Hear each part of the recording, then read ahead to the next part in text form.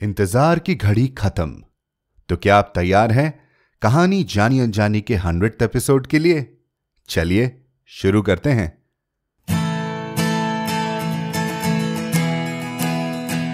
आप सुन रहे हैं कहानी जानी अनजानी पीयूष अग्रवाल के साथ। चलिए आज की कहानी का सफर शुरू करते हैं।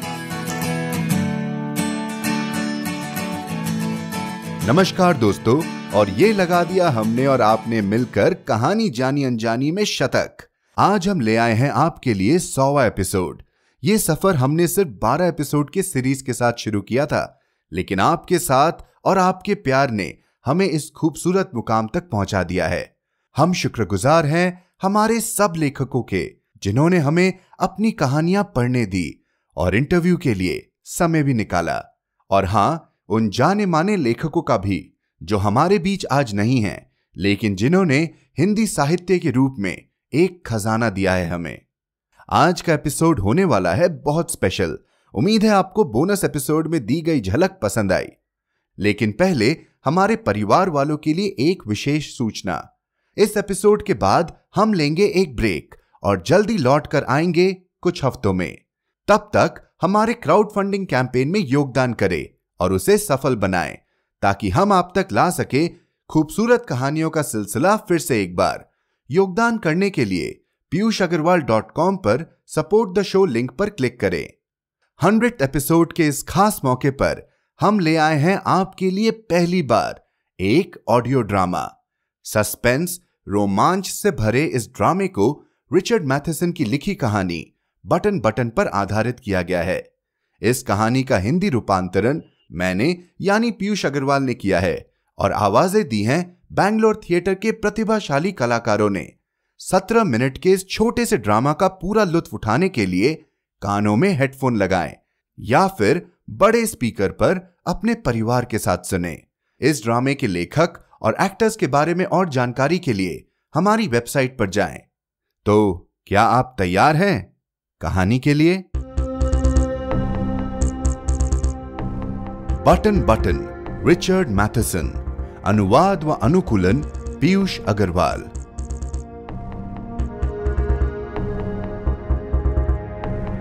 घर के दरवाजे के बाहर एक चौकोर छोटा सा पार्सल रखा है। उस पार्सल को सेलो टेप से अच्छे से पैक किया गया है। पार्सल पर हाथ की बहुत सुंदर लिखावट के साथ नाम और पता लिखा गया है। Mister and Mrs Lal, 202 Shri Sai towers, CKP colony, Borivali, Mumbai 40091। अरे ये किसने भेजा है?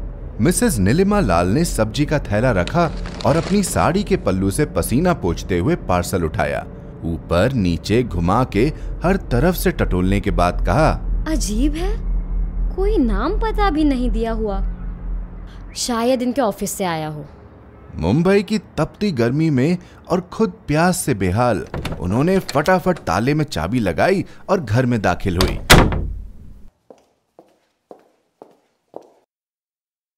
सब्जी का थैला और पार्सल टेबल पर रखकर सबसे पहले रेफ्रिजरेटर का दरवाजा खोलकर खड़ी हो गई।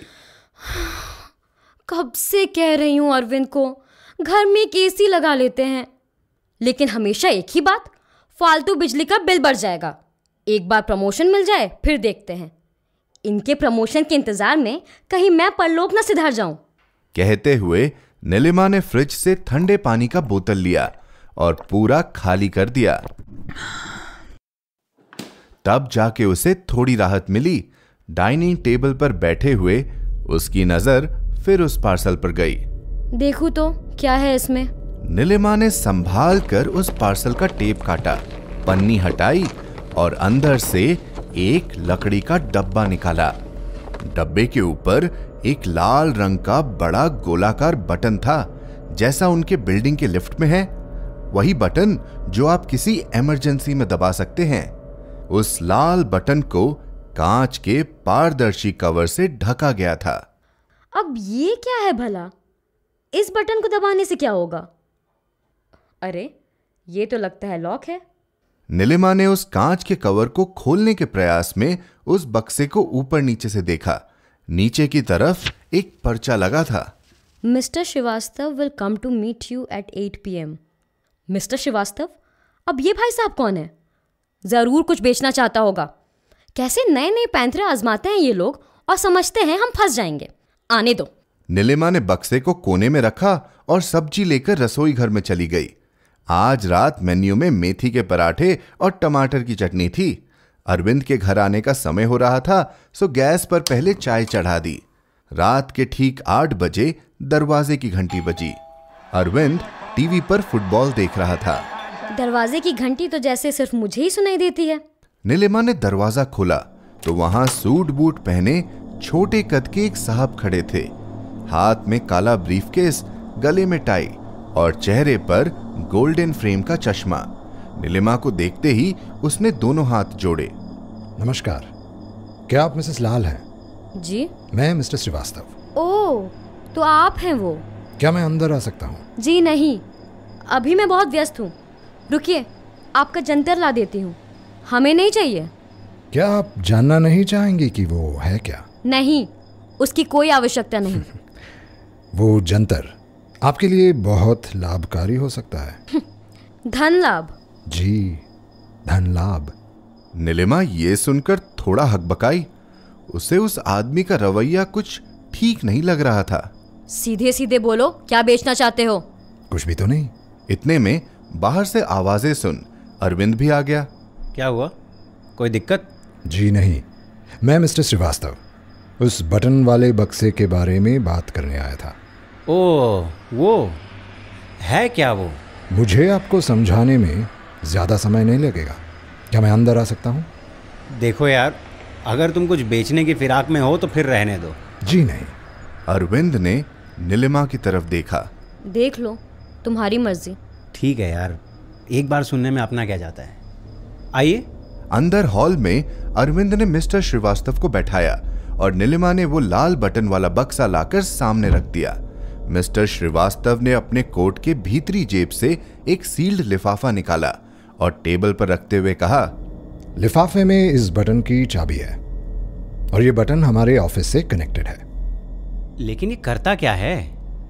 अगर आप बटन को दबाते हैं तब इस दुनिया में किसी भी कोने में कोई एक इंसान जिसे आप नहीं पहचानते मर जाएगा और इसके बदले आपको 50 लाख की रकम दी जाएगी। नीलिमा ने यह सुना और उसका मुंह खुला रह गया। वो उस आदमी को घूरे बिना नहीं रह पाई और वो आदमी मुस्कुरा रहा था। क्या मतलब? ये क्या बोल रहे हैं आप? वही जो मैंने अभी बोला। क्या ये कोई मजाक है? बिल्कुल भी नहीं। ये ऑफर बिल्कुल असली है, कोई धोखा नहीं। लेकिन ऐसा हो कैसे सकता है? आपको सच में लगता है कि आप बोलेंगे और हम चुपचाप ये बटन दबा देंगे? तुम्हें यहाँ किसने भेजा है? माफ कीजिएगा, मुझे वो बताने की अनुमति नहीं है। लेकिन आप तसल्ली रखिए, हमारी कंपनी मल्टीनेशनल है, हमारी सेवाएं विश्व भर में फैली हुई हैं। बस बहुत हो गया, अब आपको जाना चाहिए। जी बिल्कुल। और हाँ, अपने साथ इस बटन को भी ले जाइए। क्या आपको पूरा यकीन है कि आप इस बारे में 1-2 दिन तक विचार नहीं करना चाहेंगे? अरविंद ने उस बक्से और लिफाफे को उठाया और मिस्टर श्रीवास्तव के हाथ में थमाते हुए बाहर जाने की तरफ इशारा किया। साथ ही दरवाजा खोलकर खड़ा हो गया। मैं यहाँ अपना विजिटिंग कार्ड छोड़े जा रहा हूँ। मिस्टर श्रीवास्तव के जाते ही अरविंद ने दरवाजा बंद किया और उस कार्ड के 2 टुकड़े करके वहीं फेंक दिए। क्या लगता है तुम्हें, क्या था ये? मुझे ये जानने में कोई दिलचस्पी नहीं है। क्या तुम्हें थोड़ी भी जिज्ञासा नहीं हो रही? नहीं। और फिर अरविंद ने टीवी चालू कर दिया। नीलिमा अचंभित सी रसोई में जाकर सब समेटने लगी। जब दोनों सोने के लिए कमरे में गए तो नीलिमा से नहीं रहा गया। तुम इस बारे में बात क्यों नहीं करना चाहते? क्या तुम्हें और जानने की बिल्कुल भी उत्सुकता नहीं हो रही? अरविंद ने खामोशी से एक नजर आईने में अपने अक्स पर डाला और एक लंबी सांस लेकर कहा, मुझे उस बारे में सोचकर भी घिन आ रही है। मैं समझती हूँ, लेकिन फिर भी तुम्हें और जानने की जिज्ञासा कैसे नहीं हो रही? क्या लगता है किसी ने हमारे साथ मजाक किया है? अगर ऐसा है तो ये बहुत भद्दा मजाक है। हो सकता है ये किसी साइकोलॉजिकल रिसर्च का हिस्सा हो सकता है।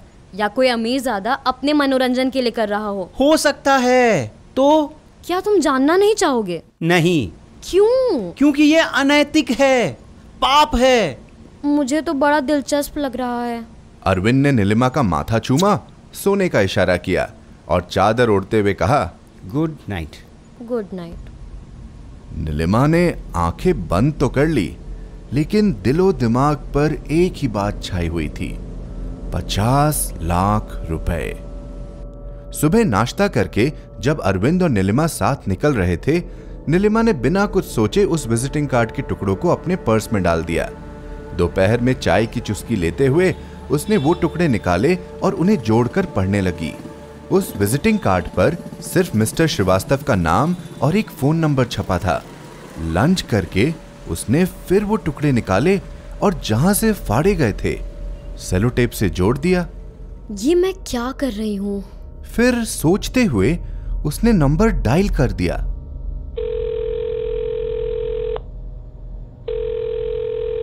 नमस्कार। नीलिमा मिस्टर श्रीवास्तव की आवाज सुनते ही चौंक पड़ी और टेलीफोन रखने ही वाली थी कि कहिए मिसेस लाल। जी, कैसे याद किया आपने? मुझे और जानने की जिज्ञासा हो रही थी। ये तो स्वाभाविक है, घबराइए मत। ऐसा नहीं है कि मैं आपकी बात का विश्वास करती हूँ। ओह, लेकिन वो सब सच है? हाँ, होगा ही।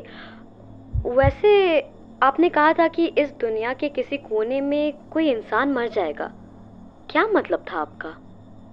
बिल्कुल वही जो आपने कहा, कोई भी हो सकता है। हम सिर्फ ये गारंटी देते हैं कि आप उन्हें पहचानती नहीं हैं। और हाँ, अवश्य आपको उन्हें मरते हुए नहीं देखना पड़ेगा। और मुझे 50 लाख रुपए मिलेंगे? 100%। ये तो पागलपन है। अब जैसा है यही है। क्या मैं आपको बटन दोबारा भिजवा दूं? हरगिज नहीं। शाम में जब नीलिमा घर पहुंची तो वो पार्सल फिर से वैसे ही दरवाजे के बाहर रखा था। नीलिमा ने गुस्से में उसे देखा और इस बार बिना उठाए घर के अंदर चली गई। खाना बनाते हुए पता नहीं उसे क्या ख्याल आया, वापस गई, दरवाजा खोला और पार्सल अंदर उठाकर टेबल पर रख दिया। गैस पर दाल चढ़ाकर वो टेबल के पास गई और पार्सल को उठा लिया। इस बार उसने रसोई की अलमारी में संभाल कर रख दिया। सुबह मैं इसे कूड़े में फेंक दूंगी। अरविंद ऑफिस से आया तो दोनों साथ खाने बैठे। मुंह में निवाला डालते हुए नीलिमा अभी भी किसी गहरे सोच में डूबी थी। बड़े आए ये अमीर लोग जो हम मिडिल क्लास लोगों को अपने मनोरंजन का साधन समझते हैं। क्या? मैं समझा नहीं। कुछ नहीं। नीलिमा, जाने दो। अगर वो ऑफर असली हो तो? अरविंद नीलिमा को ऐसे देख रहा था जैसे अपने सामने बैठे शख्स को वो जानता ही नहीं। अरविंद, क्या हो अगर वो ऑफर असली हो? मान लिया असली है तो क्या करना चाहोगी तुम? उस बटन को वापस लाकर दबाना? हाँ, किसी का मर्डर करना? मर्डर? और क्या कहेंगे इसे? लेकिन अगर आप उस इंसान को जानते भी ना हो? क्या तुम सच में वो कह रही हो जो मैं सुन रहा हूँ? सोचो ना, क्या पता वो मीलों दूर कोई चाइनीज गरीब हो जो भुखमरी से अपनी आखिरी दिन गिन रहा है, या फिर अफ्रीका में कोई रोगग्रस्त, या फिर हमारे किसी पड़ोसी का हंसता खेलता बच्चा, या सामने वाले टावर में कोई प्यारी सी लड़की। ऐसे कैसे? अब तुम तो कुछ भी बोल रहे हो। वही ना नीलिमा, मेरे कहने का मतलब इतना ही है कि इससे क्या फर्क पड़ता है कि तुमने किसको मारा, होगा तो वो मर्डर ही। और मेरे कहने का मतलब है कि अगर वो इंसान कोई ऐसा है जिसे तुमने कभी नहीं देखा और ना कभी देखोगे, कोई ऐसा जिसके मरने के बारे में तुम्हें पता भी नहीं चले, तब भी तुम बटन नहीं दबाओगे। तुम्हारा मतलब है तुम दबाओगी? 50 लाख रुपए अरविंद। उससे क्या फर्क पड़ता है? 50 लाख रुपए अरविंद, एक मौका उस यूरोप ट्रिप पर जाने का जिसके सपने तुम सालों से दिखा रहे हो। नहीं नीलिमा। एक मौका मेरा अपना घर खरीदने का, विरार में देख सकते हैं। नहीं नीलिमा, नहीं। अच्छा छोड़ो, तुम इतने नाराज क्यों हो रहे हो? हम तो सिर्फ बात कर रहे हैं। मैं इस बारे में और कोई भी बात नहीं करना चाहूंगा। Hope you don't mind. इतना कहकर अरविंद सोने चला गया और नीलिमा वहीं बैठी रह गई। अगले दिन नीलिमा ने सुबह जल्दी उठकर अरविंद का पसंदीदा नाश्ता तैयार किया। अरे वाह, छोले भटूरे? क्या खास है आज? कुछ भी तो नहीं, बस मेरा मन किया। अच्छा है, तुमने तो मेरा दिन बना दिया। बस मैं तुम्हें बताना चाहती थी कि मैं सेल्फिश नहीं हूँ। मैंने कब कहा है ऐसा? नहीं, वो कल रात वही सब, उस बटन की बातें। मुझे लगा कि तुमने मुझे गलत समझा। क्या मतलब? तुम्हें शायद ऐसा लगा हो कि मैं सिर्फ अपने बारे में ही सोच रही हूँ। ओह, ऐसा नहीं है नीलिमा। सच, ऐसा नहीं है। मैं जब यूरोप की बात कर रही थी, विरार में घर की बात कर रही थी। नीलिमा, तुम क्यों ये सब पचड़े में पड़ रही हो? मैं बिल्कुल नहीं पढ़ना चाहती, बस यही कहना चाहती हूँ कि मैं हम दोनों के यूरोप जाने की सोच रही थी। हम दोनों के घर की बात कर रही थी। हमारा अपना घर, अच्छा फर्नीचर, अच्छे कपड़े, एक गाड़ी और हमारा अपना बच्चा। नीलिमा, होगा, सब होगा। कब? नीलिमा, कब? क्या तुम सच में कह रही हो कि हमें उस बटन को दबा देना चाहिए? मैं बस इतना कह रही हूँ कि ये सिर्फ एक रिसर्च प्रोजेक्ट भी तो हो सकता है। वो लोग जानना चाहते हैं कि हम जैसे आम लोग ऐसी स्थिति में क्या करेंगे। इसीलिए बस कहने के लिए कह दिया, कोई मर जाएगा। अरे ये देखने के लिए कि लोग कैसे रिएक्ट करेंगे, शर्मिंदगी, घबराहट या कुछ और। तुम्हें क्या सच में लगता है कि वो किसी को मार देंगे? अनबिलीवेबल। अरविंद के हाथ कांप रहे थे। चाय का प्याला टेबल पर रख वो उठा, अपने ऑफिस का बैग उठाया और बिना कुछ कहे चला गया। नीलिमा एक अरसे तक वहीं बैठी अपने चाय के प्याले को घूरती रही। फिर उसे लगा कि देर हो रही है और तभी मन ने जवाब दिया, कैसी देरी? तुम्हें कौन सा ऑफिस जाना है? घर पर ही तो बैठी रहती हो। फिर वो अचानक उठी और अलमारी से उस बटन वाले बक्से को ले आई। लिफाफे में रखी चाबी से उसके लॉक को खोला और बहुत देर तक उस बटन को घूरती रही। क्या बकवास है, इतना कुछ एक फालतू बटन के लिए। ये कहकर उसने हाथ आगे बढ़ाया और बटन दबा दिया। ये लो, हमारे लिए। बटन दबाते ही उसके पूरे बदन से कपकपी छूट गई। जब बटन दबाने के बाद कुछ भी नहीं हुआ तो उसने खुद को संभाला। सच, क्या बकवास है। नीलिमा उठी और उस बक्से को कूड़ेदान में फेंक दिया। रसोई का सारा काम निपटा कर वो थोड़ा आराम करने लेटी ही थी कि उनका टेलीफोन बजा।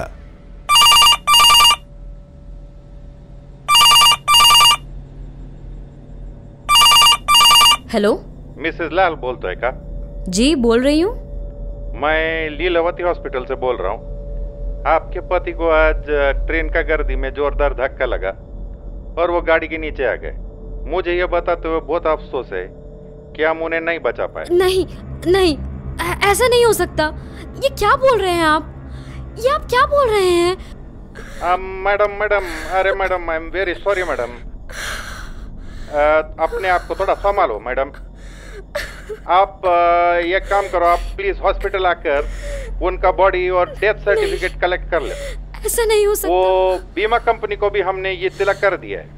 और तभी नीलिमा को याद आया, अरविंद ने अभी कुछ ही साल पहले एक जीवन बीमा पॉलिसी ली थी जिसमें मुआवजे की रकम थी 50 लाख रुपए। नहीं नहीं, ऐसा नहीं हो सकता। बीमा कंपनी को ये भी ख्याल हमने आते ही इत्तला कर दिया है। नीलिमा का नहीं, सर चकराया और वो नहीं, गिर पड़ी। नहीं हो सकता, ऐसा नहीं हो सकता।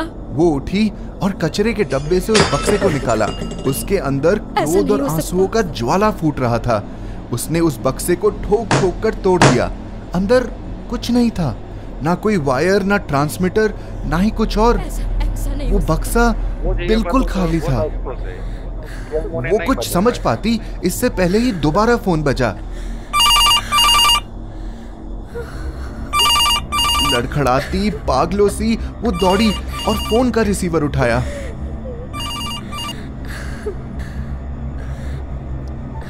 मिसेस लाल, तुमने कहा था कि मरने वाला मेरी पहचान का नहीं होगा।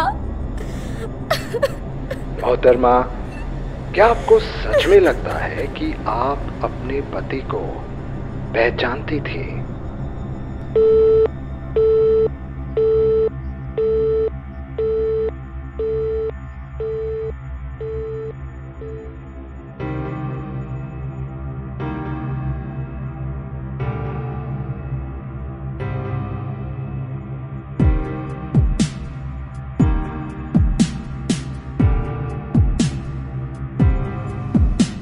आपने सुनी इंडी पॉडकास्टर की पेशकश बटन बटन। लेखक रिचर्ड मैथसन, किरदार नीलिमा, नेहा मोहंती, मिस्टर श्रीवास्तव, प्रशांत नायर, अरविंद, विजय अशोक शर्मा और hospital attendant Anand Swami. Narration, script, sound design and editing Piyush Agarwal. Producer Devanshi Batra. कहानी जानी अनजानी की ये पेशकश आपको कैसी लगी? हमें hello@piyushagarwal.com पर ईमेल करें या एप्पल पॉडकास्ट पर अपना रिव्यू डालें। जल्द मिलेंगे। अपना ख्याल रखिए, स्वस्थ रहिए और मुस्कुराते रहिए।